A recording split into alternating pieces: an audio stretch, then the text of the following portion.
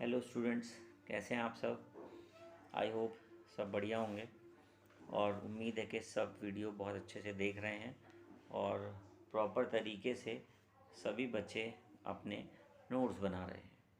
देखिए, आपको नोट्स बनाना बहुत इम्पॉर्टेंट है इस समय, क्योंकि अगर आप नोट्स नहीं बनाएंगे तो फिर जब हम इसका रिवीजन कराएंगे तब आपको दिक्कत आ सकती है। तो इसीलिए हाथ के हाथ आप लोग अपने नोट्स भी बनाते हुए चलें। चलिए, अब हम आज का नया टॉपिक शुरू करने जा रहे हैं। ये हमारी 5th यूनिट है। इसमें हमारा जो फर्स्ट टॉपिक है वो है इनपुट आउटपुट ऑपरेशंस। देखिए, इनपुट आउटपुट ऑपरेशंस से मतलब ये है कि अभी तक हम जितने भी ऑपरेशन करते हुए आ रहे हैं वो भी हमारे इनपुट आउटपुट ऑपरेशन ही हैं। बट अभी हम क्या करते हैं, हमने क्या कर लिया, सी इन लिया, सी आउट लिया। तो ये किस क्लास के हैं, कहाँ से इसको यूज़ किया जाता है, कैसे कैसे ये काम करते हैं, वो सब चीज़ें हम लोग को आज सिखानी, हमें बतानी है। आज हम बात करेंगे C plus plus stream classes में। सी प्लस प्लस में जो स्ट्रीम क्लासेस होती हैं वो स्ट्रीम क्लासेस क्या हैं। सबसे पहले बात करेंगे कि C plus plus input output system contain a hierarchy of classes that are used to different various stream to delay with both the console and disc file. इसका मतलब ये है कि कंसोल पर जितना भी ऑपरेशन काम कर रहा है और डिस्क के ऊपर, यानी कि आप क्या करेंगे, इसमें जो आपकी हार्ड डिस्क होती है वहाँ पर जो आप अपना डेटा स्टोर कराने की बात करते हैं, ये उसकी बात कर रहा है। कह रहा है कि डिस्क फाइल और कंसोल पर जितना भी आप ऑपरेशन करेंगे वो इनपुट आउटपुट के थ्रू ही इसको किया जाएगा। ठीक है जी। और these classes are called stream classes. इस तरह की जितनी भी ये जो क्लासेस हमारी होती हैं वो स्ट्रीम क्लासेस होती हैं। आप इसका एक आर्किटेक्चर अपनी स्क्रीन पर देख रहे हैं। आर्किटेक्चर में हमने बताया है कि आईओ स्ट्रीम जो है उसके अंदर दो चीज़ें होती हैं। एक आई स्ट्रीम का मतलब इनपुट स्ट्रीम से है। आप जैसे कि जानते हैं, आप सी इन वगैरह यूज़ करते हैं, यानी कि यूज़र से अगर आपको स्क्रीन से कोई वैल्यू उठवानी हो तो वो सी इन का काम यहाँ से किया जाता है। और सी इन किस क्लास से है, आई स्ट्रीम क्लास से है। और दूसरा क्या होता है, दूसरा होता है यहाँ पे स्ट्रीम बफर। ठीक है जी। स्ट्रीम बफ इसलिए लिखते हैं क्योंकि ये पॉइंटर्स के लिए यूज़ किया जाता है कि जितना भी पॉइंटर का काम आप सी प्लस प्लस के अंदर करेंगे, कहने का मतलब है फाइल का एड्रेस आप डिनोट कराएंगे तो वो स्ट्रीम बफर के थ्रू आपका काम हो जाएगा। देन उसके बाद यहाँ पर तीसरी चीज़ आती है ओ स्ट्रीम। ओ स्ट्रीम का मतलब होता है आउटपुट स्ट्रीम से। आउटपुट स्ट्रीम का मतलब यहाँ पर है कि आप अपनी आउटपुट स्क्रीन पर जो आउटपुट डिस्प्ले कराना चाहते हैं, जो भी मैसेज आप अपनी स्क्रीन पर वहाँ देना चाहते हैं, वो आपको किसके बिहाफ पर देना है, क्या आउटपुट देना है, वो सी आउट के बेसिस पर आपने देना पड़ता है। इसमें मतलब क्या है कि ओ स्ट्रीम नाम की एक हमारे पास में क्लास है। देखिए, आप ऐसे समझिए कि जैसे आईओ स्ट्रीम नाम की एक हेडर फाइल है। ठीक है जी। आईओ स्ट्रीम हेडर फाइल के अंदर एक इनपुट स्ट्रीम और एक आउटपुट स्ट्रीम नाम की दो क्लासेस हैं। और उन दोनों क्लासेस के जो ऑब्जेक्ट हैं, एक का ऑब्जेक्ट है सी इन और दूसरे का ऑब्जेक्ट है सी आउट। ठीक है जी। और ये दोनों जैसे स्ट्रक्चर में आप देख रहे हैं, इनपुट स्ट्रीम है और आउटपुट स्ट्रीम है। तो स्ट्रक्चर के हिसाब से अगर हम बात करें तो वो किस में हमें जाके मिलेंगी, इनपुट आउटपुट स्ट्रीम में हमें जाके मिलेंगी। तो तभी तो हम आप सभी लोग अपने प्रोग्राम के अंदर जो इनपुट आउटपुट हेडर फाइलों का मतलब इनपुट आउटपुट जो फंक्शंस हैं उनका जो यूज़ करते हैं, वो आईओ स्ट्रीम हेडर फाइल की हेल्प से ही आप उनको अपने प्रोग्राम में एक्सेस कर सकते हैं। ठीक है। तो ये जो हमारी आईओ स्ट्रीम क्लास है, ये हमारी एक स्ट्रीम क्लास है। सी प्लस प्लस के लिए हम लोग स्ट्रीम क्लास का यूज़ करते हैं। अब हम अपने टॉपिक को आगे बढ़ा रहे हैं और इसमें हम क्या कर रहे हैं, अनफॉर्मेटेड। ठीक है जी। इनपुट और आउटपुट ऑपरेशंस, यानी कि अनफॉर्मेटेड का मतलब होता है कि किसी भी तरीके से कोई फॉर्मेट उसका फिक्स नहीं है, आप जैसा चाहें आप उसको ऐसा यूज़ कर सकते हैं। उसके अंदर हम लोग क्या करेंगे, ओवरलोडेड ऑपरेटर्स का हम लोग यहाँ पर यूज़ करेंगे। हमारे पास में एक राइट शिफ्ट ऑपरेटर है और एक लेफ़्ट शिफ्ट ऑपरेटर है। ठीक है। राइट शिफ्ट क्या है, जिस तरफ को आप एरो की डायरेक्शन देख रहे हैं ना, चोंच आप जिस तरफ देख रहे हैं वो उस साइड का होता है। यानी कि राइट की तरफ देख रहे हैं तो राइट शिफ्ट ऑपरेटर है और लेफ़्ट की तरफ देख रहे हैं तो वो लेफ़्ट शिफ्ट ऑपरेटर है। आप देख रहे हैं जो राइट शिफ्ट ऑपरेटर है उसके नीचे मैंने एरो बना के लिखा हुआ है कि ओवरलोडेड इन इनपुट स्ट्रीम क्लासेस। और ब्रैकेट में मैंने लिख दिया है कि किस तरीके से यूज़ करते हैं, सी इन की तरह से आपको उसको यूज़ करना है। और लेफ्ट शिफ्ट में क्या लिखा हुआ है, ओवरलोडेड इन आउटपुट स्ट्रीम, यानी कि आउटपुट डिस्प्ले करने के लिए आउटपुट स्ट्रीम क्लासेस। और आप ब्रैकेट के अंदर देख रहे हैं सी आउट लिख करके मैंने यहाँ पे लेफ़्ट शिफ्ट ऑपरेटर को लगाया हुआ है। इस तरीके से आप अपने वैल्यू को स्कैन करा सकते हैं और वैल्यू को आपको पुट करा सकते हैं, यानी कि प्रिंट करा सकते हैं। C in and C out object, ये क्या हैं, दोनों के दोनों ऑब्जेक्ट हैं। सी इन कौन सी क्लास का ऑब्जेक्ट है, इनपुट स्ट्रीम क्लास का ऑब्जेक्ट है। और सी आउट आउटपुट स्ट्रीम नाम की क्लास का एक ऑब्जेक्ट है। Are used for input, cin क्या काम करता है, used for input and output. Cin input के लिए और सी आउट आउटपुट के लिए काम करता है, of data of different types. यानी कि आप अपने इनपुट और आउटपुट का जो यूज़ है वो डेटा को रिट्रीव करने के लिए, यानी कि डेटा को फैच करने के लिए, डेटा को प्रिंट कराने के लिए कर सकते हैं। फॉर एग्जांपल आप नीचे देख सकते हैं मैंने लिखा हुआ है सी इन और राइट शिफ्ट ऑपरेटर लगा हुआ है, उसके बाद मैंने यहाँ पे वेरिएबल का नाम लिखा हुआ है आइटम और उसके बाद राइट शिफ्ट ऑपरेटर है। और आप कंटिन्यूटी में इसी तरीके से जितने नंबर ऑफ़ वेरिएबल्स का आप यूज़ करना चाहते हैं वैल्यू को रीड कराने के लिए वो आप इसमें कर सकते हैं। देन उसके बाद आप लास्ट में एंड ऑफ लाइन लगा के अपनी लाइन को क्लोज़ कर देंगे। देन उसके बाद आपने क्या किया, सी आउट लिखा है। जो भी हमने वेरिएबल जैसे आइटम नाम के जो वेरिएबल आपने यूज़ किए हैं कंटिन्यूटी में ही, जैसे आपने लिखा C out left shift operator item, फिर लेफ़्ट शिफ्ट ऑपरेटर, फिर अगेन जो आइटम आपको लिखना है वो, और कंटिन्यू आप करेंगे आइटम एन नाम के वेरिएबल्स तक और उसके बाद आप अपना एंड ऑफ लाइन लगा देंगे। इस बात का मतलब है कि आप सी इन के थ्रू तो वैल्यू को एक्सेस कर लेंगे और जो सी आउट है उनको, जो वैल्यू आपने सी इन के थ्रू एक्सेस की हैं उन वैल्यू को आपको किस तरीके से यहाँ पर डिस्प्ले करवाना है वो आप सी आउट के थ्रू लिख सकते हैं।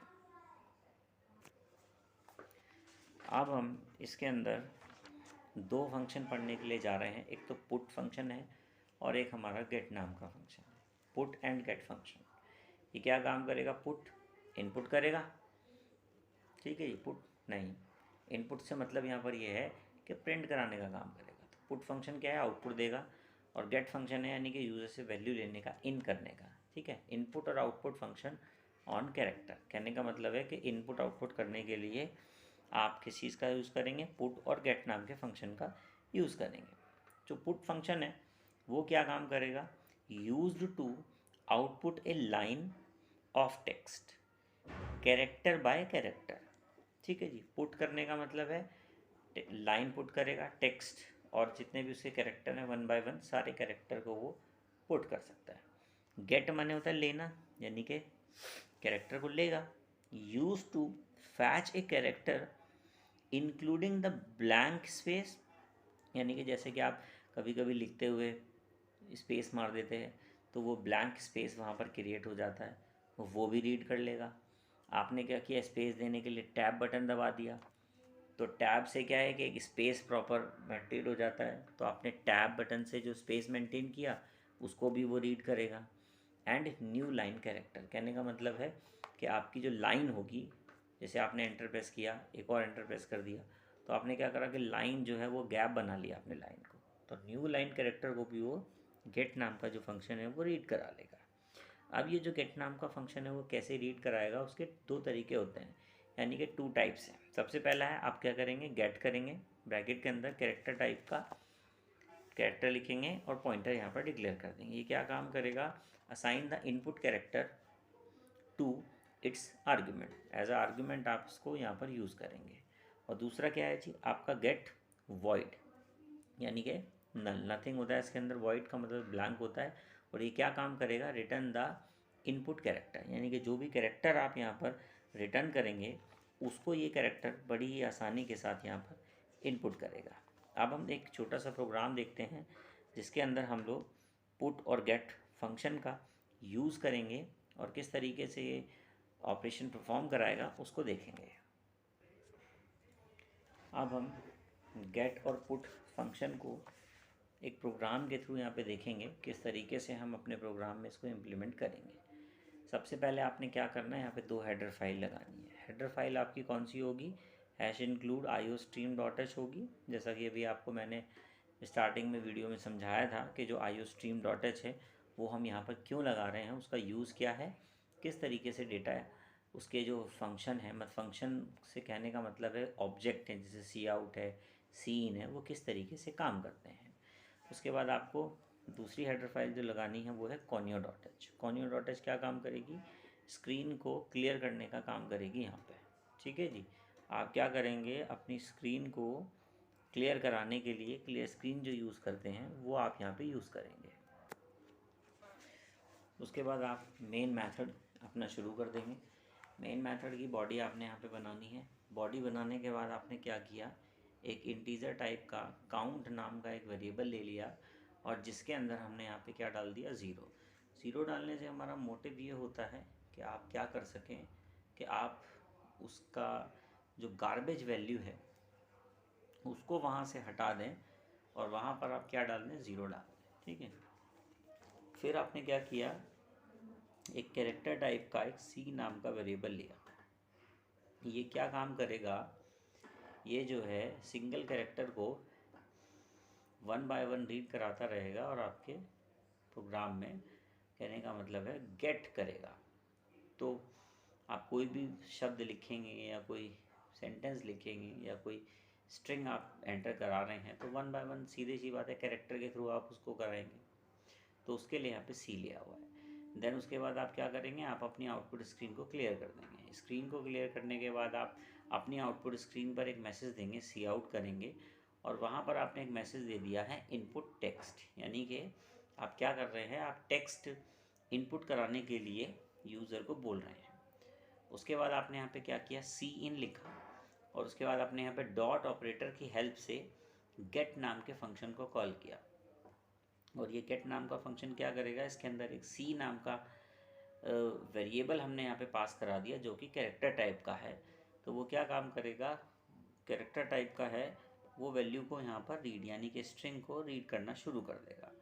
और वो कब तक उसको रीड कराएगा, जब तक वो पूरा का पूरा वहाँ पे नल ना डाल दे। जैसे ही वो वहाँ पे नल डाल देंगे यानी कि एंटर प्रेस करके अपनी स्ट्रिंग को ख़त्म करेंगे तो हमारा कंपाइलर भी समझ जाएगा कि हमारी स्ट्रिंग यहाँ पर ख़त्म हो गई है। देन उसको हमें वहाँ पे फिर प्रिंट कराना होता है या फिर कुछ भी उसमें कोई ऑपरेशन कराना हो तो फिर हमने वाइल की कंडीशन वहाँ पे लगाई। वाइल की कंडीशन में हमने लिखा कि जो सी के अंदर जो हमारा कैरेक्टर है या जो स्ट्रिंग है वो नॉट इक्वल टू नल, यानी कि नॉट इक्वल टू नल का मतलब है कि जब तक उसमें लास्ट में नल ना आ जाए तब तक चलता रहे, और जैसे ही उसमें नल आ जाएगा तो मतलब वो फॉल्स हो जाएगा कंडीशन।